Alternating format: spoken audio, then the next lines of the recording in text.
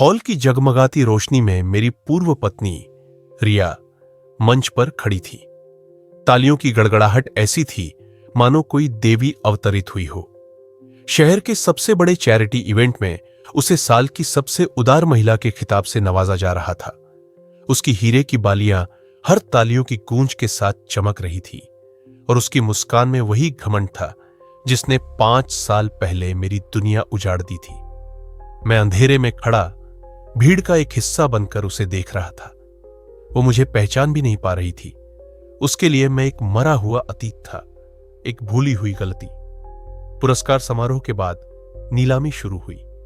एक से बढ़कर एक महंगी चीजें बिक रही थी और रिया हर चीज पर बढ़ चढ़कर बोली लगा रही थी, अपनी दौलत का खुला प्रदर्शन कर रही थी। अंत में एक बेशकीमती पेंटिंग सामने आई। रिया ने माइक हाथ में लिया और कहा, इसकी शुरुआती बोली मैं लगाती हूं, 50 लाख रुपए।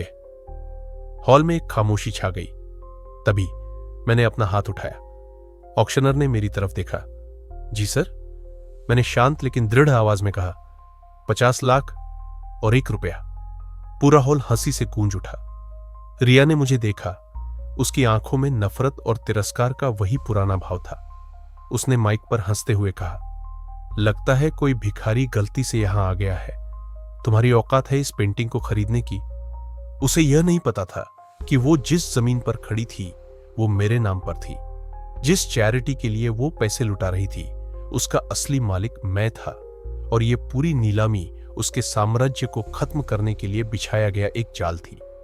आप सोच रहे होंगे कि एक मामूली आदमी जिसे उसकी पत्नी ने सड़क पर फेंक दिया था आज उसी औरत की सल्तनत को हिलाने की हिम्मत कहां से लाया।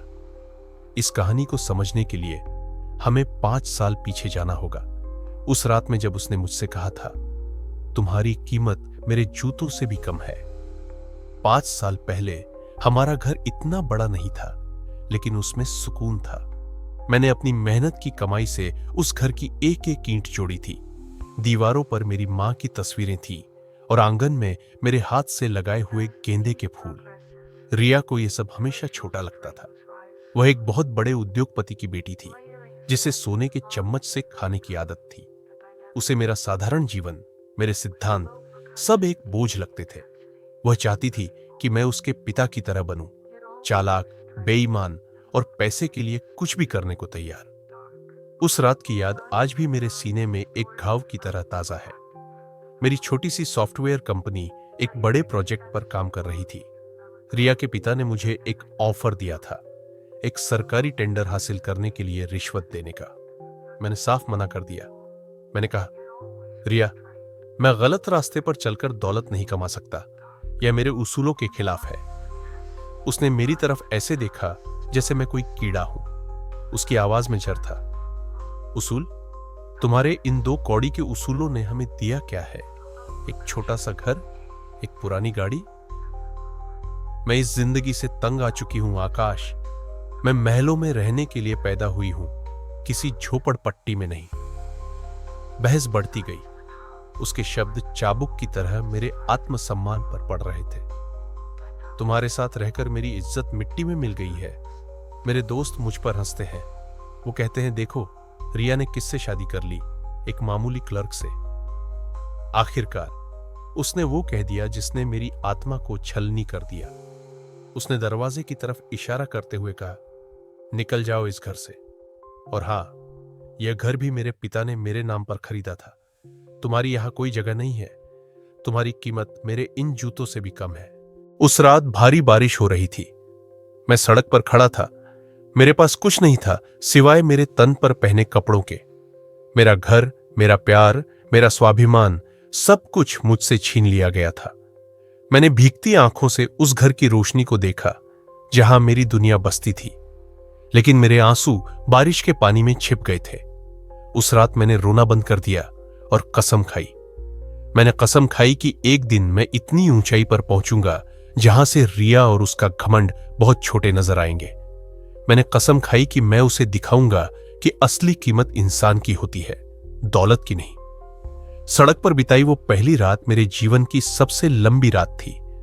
हर गुजरती गाड़ी की रोशनी मुझे मेरे अकेलेपन का एहसास कराती थी। अगले कुछ महीने नरक से भी बदतर थे। रिया के पिता मिस्टर सिंघानिया ने यह सुनिश्चित कर दिया था कि मुझे शहर में कहीं कोई नौकरी न मिले। मेरी सारी डिग्रियां, मेरा सारा अनुभव रद्दी के कागज बन चुके थे। मैंने ढाबों पर बर्तन धोए, रात में चौकीदारी की और रेलवे स्टेशन के बेंच पर सोया। दुनिया की नजरों में मैं एक हारा हुआ इंसान था, लेकिन मेरे अंदर जल रही आग मुझे सोने नहीं देती थी। एक दिन अपनी पुरानी जैकेट की जेब में मुझे एक मुड़ा तुड़ा कागज मिला। यह मेरे उस सॉफ्टवेयर का शुरुआती कोड था जिसे मैं अपनी कंपनी में बना रहा था। वही प्रोजेक्ट जिसे रिया ने बच्चों का खेल कहकर मजाक उड़ाया था। उस रात एक स्ट्रीट लाइट के नीचे बैठकर मैंने उस कोड को पढ़ा। मेरे आंसू उस कागज पर गिर रहे थे, लेकिन मेरे दिमाग में एक तूफान चल रहा था। मेरे पास खोने के लिए कुछ नहीं था, लेकिन पाने के लिए पूरी दुनिया थी। मैंने एक पुराने दोस्त से थोड़ी मदद ली, एक छोटा सा कमरा किराए पर लिया और एक सेकंड हैंड लैपटॉप खरीदा। मेरे दिन और रात उस छोटे से कमरे में गुजरने लगे। मैं दिन में 18 से 18 घंटे कोडिंग करता। चाय और बिस्किट मेरा खाना था और बदला मेरा जुनून। मैंने उस सॉफ्टवेयर को नए सिरे से बनाना शुरू किया, एक ऐसा क्रांतिकारी प्रोग्राम जो डेटा सिक्योरिटी को हमेशा के लिए बदल सकता था। 6 महीने की अथक मेहनत के बाद मेरा सॉफ्टवेयर तैयार था। मैंने इसे एक टेक प्रतियोगिता में पेश किया। बड़े बड़े दिग्गज वहां मौजूद थे, लेकिन मेरे जुनून और मेरे प्रोडक्ट की ईमानदारी ने जजों का दिल जीत लिया। मैंने वो प्रतियोगिता जीत ली। मुझे एक छोटी सी फंडिंग मिली और वहीं से सत्यम सिक्योरिटीज की नींव पड़ी। अगले 4 सालों में मैंने पीछे मुड़कर नहीं देखा। मेरी कंपनी दिन दूनी रात चौगुनी तरक्की करने लगी। मैंने उन्हीं उसूलों पर अपना साम्राज्य खड़ा किया जिनका रिया ने मजाक उड़ाया था: ईमानदारी, मेहनत और सच्चाई। मैंने पैसा कमाया, लेकिन उसे अपनी ताकत नहीं बल्कि अपनी जिम्मेदारी समझा। मैंने एक चैरिटेबल ट्रस्ट शुरू किया जो असल में गरीबों की मदद करता था, दिखावे के लिए नहीं। और इसी दौरान मैं चुपचाप मिस्टर सिंघानिया और रिया की हरकतों पर नजर रखे हुए था। मुझे पता था कि उनके दौलत के साम्राज्य की नींव भ्रष्टाचार और काले धन पर टिकी है, और आज इस नीलामी के मंच पर मैं उस नींव को डायनामाइट से उड़ाने के लिए तैयार था। अब हम वापस उस जगमगाते हॉल में लौटते हैं। मेरे 50 लाख और 1 रुपए के जवाब पर हॉल में जो हंसी गूंजी थी वो अब धीरे धीरे शांत हो रही थी। सब मुझे घूर रहे थे। रिया का चेहरा गुस्से से लाल था। उसने अपनी पूरी ताकत से चिल्लाकर कहा, तुम्हारी हिम्मत कैसे हुई मेरी बोली का मजाक उड़ाने की? सिक्योरिटी, इस आवारा आदमी को यहां से बाहर फेंको। 2 सिक्योरिटी गार्ड मेरी तरफ बढ़े, लेकिन मेरे एक इशारे पर वे वहीं रुक गए। उन्होंने रिया की तरफ देखने के बजाय सम्मान से सिर झुकाकर मुझसे कहा, जी सर। हॉल में अब कानाफूसी शुरू हो गई। रिया की आंखें हैरानी से फैल गई। उसे समझ नहीं आ रहा था कि हो क्या रहा है। मैंने माइक उठाया और शांत, गहरी आवाज में कहा, सिक्योरिटी को बुलाने की जरूरत नहीं है रिया, क्योंकि इस 5 स्टार होटल के मालिक को कोई बाहर नहीं निकाल सकता। एक पल के लिए सन्नाटा छा गया, इतना गहरा सन्नाटा कि लोग एक दूसरे की सांसें सुन सकते थे। रिया का मुंह खुला का खुला रह गया। क्या बकवास कर रहे हो तुम तो सड़क पर थे। हां, मैं सड़क पर था, मैंने कहा। मेरी आवाज में 5 सालों का दर्द और संयम था। तुमने मुझे सड़क पर ही फेंका था, लेकिन शायद तुम भूल गई, इंसान गिरकर उठ सकता है, पर घमंड जब गिरता है तो चकनाचूर हो जाता है। मैंने ऑक्शनर की तरफ देखा और कहा, अब आज की आखिरी और सबसे कीमती चीज की नीलामी करते हैं। ऑक्शनर ने सिर हिलाया और उस पेंटिंग को हटा दिया। उसके पीछे दीवार पर एक बड़ी स्क्रीन लगी हुई थी जो अब तक बंद थी। मैंने रिमोट का एक बटन दबाया और स्क्रीन जिंदा हो उठी। यह पेंटिंग तो बस एक पर्दा थी रिया, मैंने कहा, और मेरी नजरें सीधा उसकी आंखों में देख रही थी। असली तमाशा तो अब शुरू होगा। तुमने भरी महफिल में मेरी औकात पूछी थी। चलो, आज मैं पूरी दुनिया को तुम्हारी और तुम्हारे पिता की असली औकात दिखाता हूं। रिया का आत्मविश्वास अब डर में बदल रहा था। उसके माथे पर पसीने की बूंदें चमक रही थी। स्क्रीन पर कुछ तस्वीरें और वीडियो चलना शुरू हो गए। और हॉल में मौजूद हर एक शख्स की आंखें उस स्क्रीन पर जम गई, यह देखने के लिए कि एक अमीर औरत के सम्मान का महल कैसे ताश के पत्तों की तरह ढहने वाला था। स्क्रीन पर सबसे पहले एक ऑडियो रिकॉर्डिंग की आवाज गूंजी। यह रिया और उसके पिता मिस्टर सिंघानिया के बीच की बातचीत थी। पापा, इस बार चैरिटी में कितना पैसा डालना है? रिया पूछ रही थी। लगभग 20 करोड़ का काला धन है बेटा, उसे सफेद करना है। सारा पैसा ट्रस्ट के अकाउंट में डाल दो, फिर उसे कंस्ट्रक्शन के नाम पर अपनी ही शेल कंपनी में ट्रांसफर कर लेंगे। कागज पर सब साफ दिखेगा। सिंघानिया की मक्कार आवाज हॉल में गूंज रही थी। एक के बाद एक सबूत सामने आने लगे।